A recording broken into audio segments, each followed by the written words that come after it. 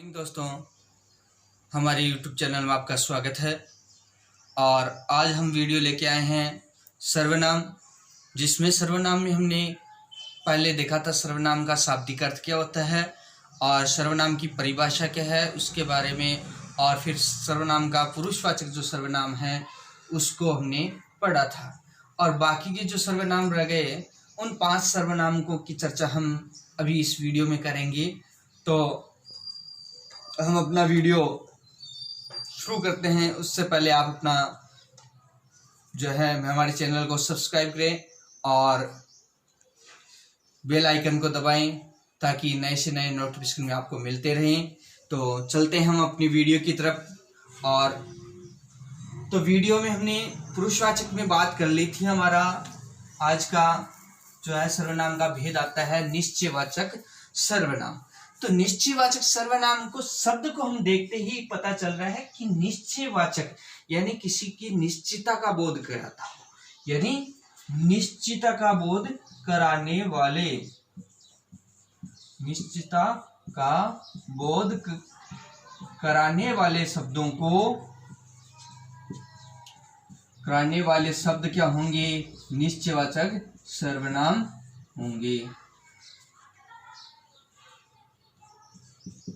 तो निश्चितता का बोध कराने वाले शब्दों को निश्चयवाचक सर्वनाम कहते हैं। या वे सर्वनाम, परिभाषा हो जाएगी वे सर्वनाम जिससे किसी वस्तु, व्यक्ति या घटना या कार्य की निश्चितता का बोध होता है, वहां निश्चयवाचक सर्वनाम होता है। तो चलो हम इस पे चर्चा करते हैं। निश्चयवाचक सर्वनाम, निश्चयवाचक सर्वनाम में एक वाक्य लेते हैं। मान लो मैंने वाक्य लिया, यह है मेरा विद्यालय है। तो हमारे पास वाक्य है यह मेरा विद्यालय है। तो हम इस वाक्य को देखते हैं। तो इस वाक्य को देखने पे हमें जो यह सर्वनाम दिखाई दे रहा है, तो हमने यह सर्वनाम, हमारे पास बात यह आती है कि यह सर्वनाम तो हमने पहले भी पढ़ा था। हमने पहले जो सर्वनाम पुरुषवाचक सर्वनाम पढ़ा था और पुरुषवाचक सर्वनाम का जो भेद था अन्य पुरुष, उसमें हमने यह जो शब्द पढ़ा था। फिर यहाँ भी ये जो है शब्द यह आ रहा है। तो इसका पता हम कैसे लगाएं कि यहाँ निश्चयवाचक सर्वनाम होगा या पुरुषवाचक सर्वनाम होगा? तो इसका हमें पता लगाना है कैसे यह होगा। तो हम बात करते हैं। देखो, ये जो निश्चयवाचक सर्वनाम है इसमें भी वही 5 शब्द आते हैं जो हमें अन्य पुरुष में हमने पढ़े थे। यह, वह, ये, वे और वो। ये देखो 5 जो शब्द हैं, यह, वह, ये, वे और वो, जो 5 जो शब्द हैं वही शब्द इस निश्चयवाचक सर्वनाम में आएंगे, क्योंकि हमने ये पुरुषवाचक में भी पढ़े थे और निश्चयवाचक में, दोनों में सेम जो है शब्द आएंगे, सर्वनाम शब्द आएंगे। लेकिन अब इनको पहचानना कैसा है कि ये जो सर्वनाम पुरुषवाचक में होगा या निश्चयवाचक में होगा। तो चलो हम इसके बारे में देखते हैं कि यह जो सर्वनाम लिखा हुआ है, अगर यह किसके बारे में सूचना दे रहे हैं कि यह मेरा विद्यालय, यानी विद्यालय को जो है किसकी जगह विद्यालय का बता रहा है कि यह विद्यालय क्या है, यह विद्यालय क्या है मेरा, इसके बारे में सूचना दे रहे हैं। तो यानी जो विद्यालय है वो क्या है? एक संज्ञा है। विद्यालय क्या है? संज्ञा। और इस संज्ञा के लिए प्रयुक्त जो है प्रकट किया जा रहा है, प्रयुक्त किया जा रहा है। तो यह क्या हो गया? सर्वनाम। यह क्या हो गया? सर्वनाम। यानी संज्ञा के स्थान पर प्रयुक्त होने वाले शब्द क्या कहलाते हैं? संज्ञा सर्वनाम कहलाते हैं। तो हमारे पास ये तो आ गया कि संज्ञा का स्थान पर प्रयुक्त हुआ है। अब जो है यह जो संज्ञा है, इस विद्यालय के लिए यह काम लिया गया। तो मैं एक बात आपको बताता हूं कि जहां सर्वनाम आए, यानी ये 5 शब्द यह, वह, ये, वे और वो, इन शब्दों के साथ यह, वह, ये, वे और वो, इनके साथ जो संबंध बताने वाले शब्द हैं, संबंध बताने वाले शब्द निकट नहीं हो, यानी निकट या पास में नहीं होने पर, पास में नहीं होने पर क्या होगा, निश्चयवाचक सर्वनाम है। यानी हमारे पास सर्वनाम है और सर्वनाम के जो है विद्यालय के साथ बता रहा है, लेकिन बीच में हमारा शब्द कौन सा आ रहा है, मेरा आ रहा है। अगर ये मेरा शब्द यहाँ विद्यालय आ जाता तो ये निश्चयवाचक सर्वनाम नहीं कहलाता। लेकिन जो है हमारे पास में एक शब्द दूसरा आ रहा है, तो यह वह ये वे और वो, इनके साथ निकट या पास में नहीं होने पर, यानी जो इसकी संबंध बताने वाला जो शब्द है इनके पास में नहीं होना चाहिए, यानी बीच में कोई दूसरा शब्द आए तब तो वह किस में आएगा, निश्चयवाचक सर्वनाम में आएगा। और अगर मैं यही वाक्य इसको मैं लिख दूं कि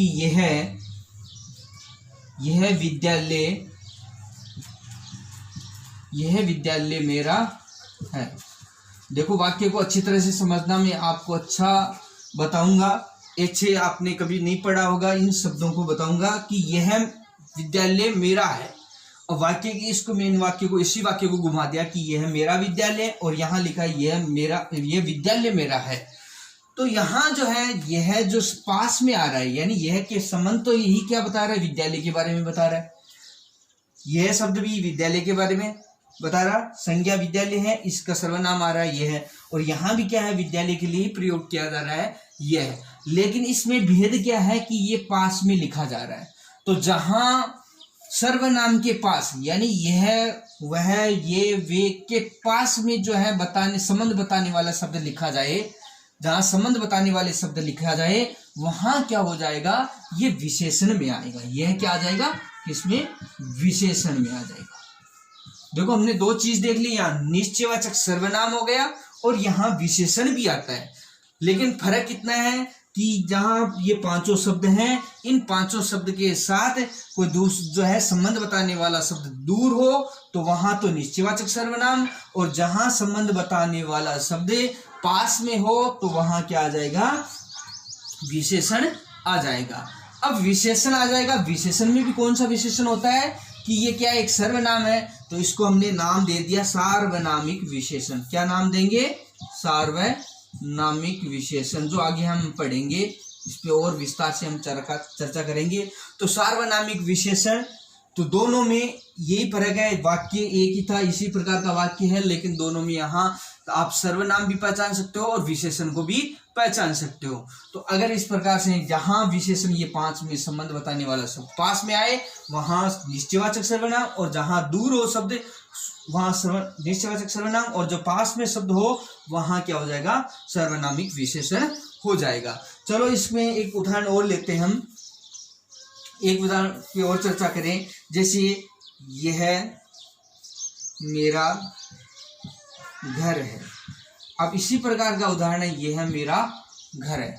तो इसमें यह क्या है, निश्चयवाचक सर्वनाम, यह निश्चितता का बोध करा रहे कि ये जो घर है वो क्या है, मेरा है। जैसे मैं कहूँ यह है मेरे अध्यापक का घर है, यह मेरे गुरुजी का घर है, यह मेरे पिताजी का घर है। तो यहाँ निश्चितता का बोध हो रहा है कि यह घर किसका है, मेरा घर है या मेरे अध्यापक का घर है, उनका निश्चित है।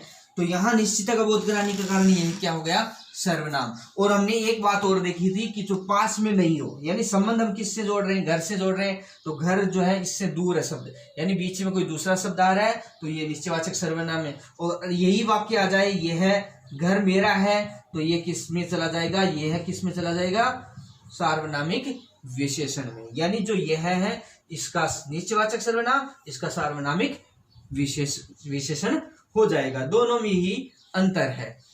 अब हम आते हैं निश्चयवाचक सर्वनाम की निश्चितता का घटना का बोध होता है। अब आता है इसके साथ ही अनिश्चयवाचक सर्वनाम। क्या आएगा, अनिश्चयवाचक सर्वनाम। तो अनिश्चयवाचक सर्वनाम क्या है, अनिश्चयवाचक सर्वनाम के बारे में हम देखें तो अनिश्चयवाचक सर्वनाम, तो अनिश्चयवाचक सर्वनाम में चर्चा करने से पहले मैं एक चीज और आपको निश्चयवाचक सर्वनाम में बताना चाहता हूं। तो हमने वहां चर्चा की थी कि सर्वनाम, एक तो निश्चयवाचक सर्वनाम में क्या हो जाएगा, निश्चयवाचक सर्वनाम, और एक आता है सार्वनामिक विशेषण। एक क्या आता है, सार्वनामिक विशेषण।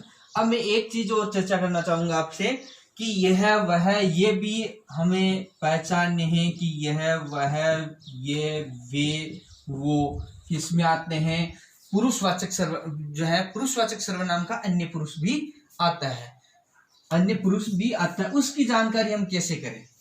तो ये हमने वाक्य लिखा था, यह विद्यालय, यह मेरा विद्यालय है। तो यहां मैं यह कह सकता हूं कि ये पुरुषवाचक सर्वनाम में भी आता है, कि यहाँ पुरुषवाचक सर्वनाम क्यों नहीं हो सकता? तो इसके बारे में हम चर्चा करते हैं आपको कि यह जो पुरुषवाचक सर्वनाम है, अगर यहाँ संबंध किससे जोड़ रहे हैं? विद्यालय से जोड़ रहे हैं। यानी विद्यालय क्या है? एक स्थान है। विद्यालय क्या है? एक स्थान के बारे में बता रहे। तो हमने संज्ञा में एक चीज पढ़ी थी, एक तो व्यक्ति पढ़ा था, एक वस्तु और एक स्थान, तीन जो हमने चीज पढ़ी थी।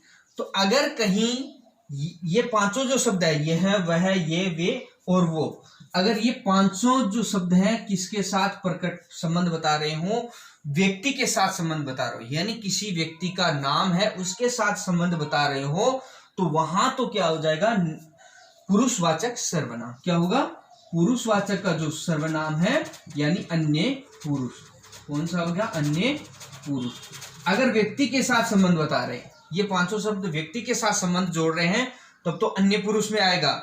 और अगर यही जो शब्द हैं, पांचों जो शब्द हैं, अगर ये पांचों शब्द किस किस के साथ? वस्तु एवं स्थान के साथ संबंध जोड़ रहे हैं, तो वहां क्या आ जाएगा? निश्चयवाचक सर्वनाम। तो हमारा वाक्य था कि विद्यालय जो है, एक विद्यालय क्या है? स्थान है, और स्थान से संबंध जोड़ रहे हैं यहाँ, तो ये निश्चयवाचक सर्वनाम में आया। ये जो किसके साथ जोड़ रहे थे हम? वस्तु स्थान के साथ, तो वहां निश्चयवाचक सर्वनाम आया। और यहां अगर व्यक्ति के साथ संबंध जोड़ दें, तो यहां क्या आ जाएगा? पुरुष जो है अन्य पुरुषवाचक सर्वनाम आ जाएगा। जैसे हमने एक उदाहरण भी पढ़ा था इनका, जैसे मैं उदाहरण आपको बताऊं,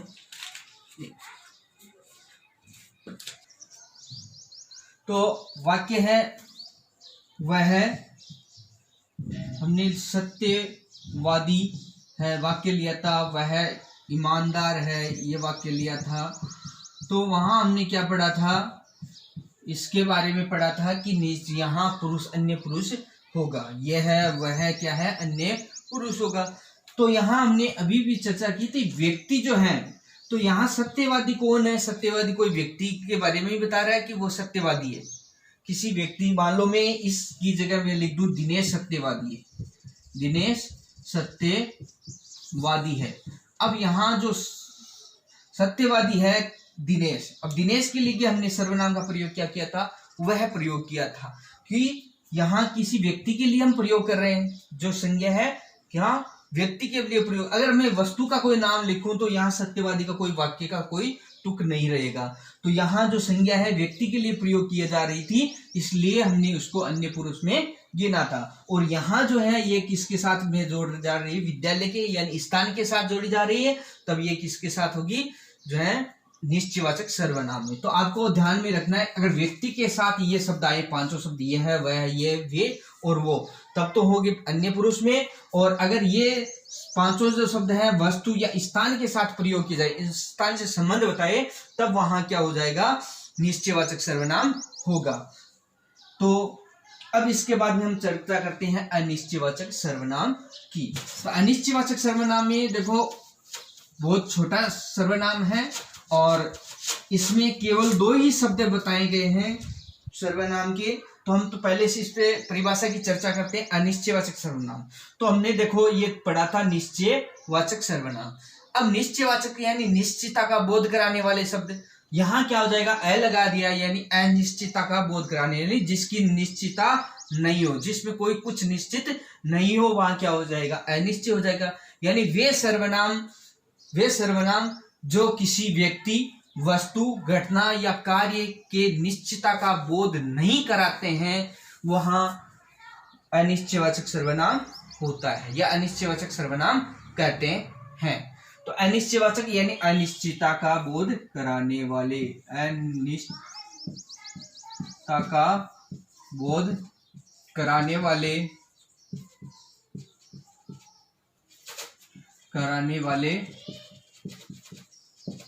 शब्दों को अनिश्चयवाचक सर्वनाम कहेंगे।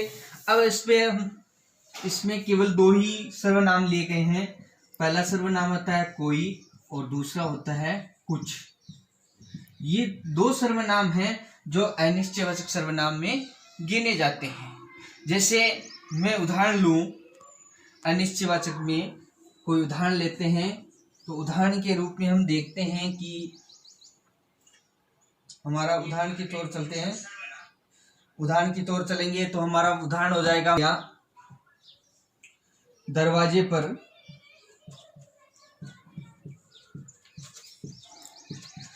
कोई आया है। तो दरवाजे पर कोई आया है, तो यहाँ वाक्य है कि दरवाजे पर तो कोई तो आया है, लेकिन उस कोई का पता नहीं चल रहा है। यानी कौन है वो, आया कौन है तो पता नहीं चल रहा है। यानी वो क्या है, दरवाजे के उस तरफ है, उसकी निश्चितता का बोध नहीं हो रहा है। यानी कौन है उसका, यानी कोई आया है, उस व्यक्ति का कोई तो कोई नाम है, लेकिन उसका पता नहीं चल रहा है, तो वो क्या हो जाएगा, अनिश्चयवाचक सर्वनाम। तो कोई जहां शब्द आ गया, ये क्या है, अनिश्चयवाचक सर्वनाम के लिए प्रयोग किया जा रहा है। क्या है, अनिश्चयवाचक सर्वनाम के लिए प्रयोग किया जा रहा है। तो दरवाजे पर कोई आया है, अनिश्चयवाचक हो गया। मान लो मैंने लिख दिया दाल में कुछ गिरा है, यानी दाल में कुछ गिरा है। अब कुछ जो क्या है उसका हमें पता नहीं है, यानी कोई चीज है लेकिन हमें पता नहीं है कि क्या है। मुझे कुछ दे दो, मैंने जो है वाक्य बोला मुझे कुछ दे दो। अब कुछ दे दो, मैं आपसे कुछ मांग रहा हूं, लेकिन आपको पता नहीं कि पेन मांग रहे हैं, पुस्तक मांग रहे हैं, या रुपए पैसे मांग रहे हैं, क्या मांग रहे हैं वो पता नहीं है। तो वहां अनिश्चितता का बोध हो रहा है, यानी कोई निश्चित नहीं है चीज कि मैं क्या मांग रहा हूं। तो जहां निश्चित नहीं हो वहां क्या हो जाएगा, अनिश्चयवाचक बोध। और अनिश्चयवाचक में ये दो हैं सर्वनाम का प्रयोग किया जाता है, कोई और कुछ।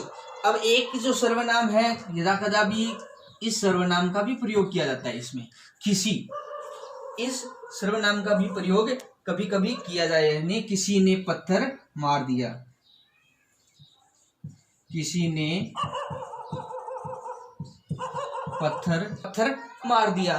अब यहाँ जो किसी से शब्द है, अब ये किसने मारा कि यहाँ निश्चितता का बोध न रहे। यानी कोई व्यक्ति है जो जा रहा था और किसी ने, दूसरे व्यक्ति ने किसी पत्थर उसको मार दिया।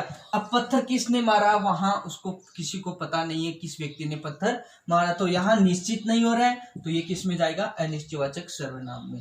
तो मोस्टली ये दो ही सर्वनाम, कोई और कुछ, और कभी कभी किसी का भी प्रयोग किया जाता है। तो ये थे हमारे अनिश्चयवाचक सर्वनाम और निश्चयवाचक सर्वनाम।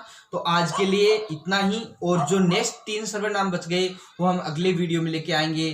तो 3 सर्वनाम अपने लिए जो हमारे बचे हुए हैं, प्रश्नवाचक, संबंधवाचक और निजवाचक सर्वनामों पे हम चर्चा करेंगे अगले वीडियो में। और आज के लिए इतना ही, और तो थैंक यू बच्चों।